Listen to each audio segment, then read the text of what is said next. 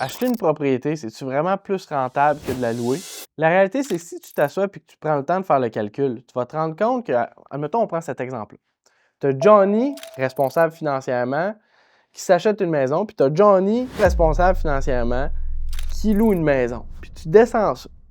Tu vas te rendre compte, dans le fond, qu'en bout de ligne, ça va revenir à peu près au même. Parce que Johnny qui a une maison, lui, là, il doit dépenser pour les taxes, son hypothèque, les réparations sur sa maison, toutes ces affaires-là, ça va y revenir pas mal plus cher que Johnny qui est en appart, qui lui, c'est son proprio qui prend toutes ces dépenses-là en compte. Ce qu'il faut comprendre, c'est que Johnny dans sa maison, là, lui, il a de l'équité dans sa maison, puis ça, c'est super. Mais Johnny, dans son appartement, lui, il a de l'équité dans ses poches. Fait que grosso modo, là, à la fin de ton calcul, tu vas te rendre compte que ça fait pas une énorme différence. C'est juste qu'il y en a un qui l'a dans les poches, puis l'autre, il l'a dans sa maison.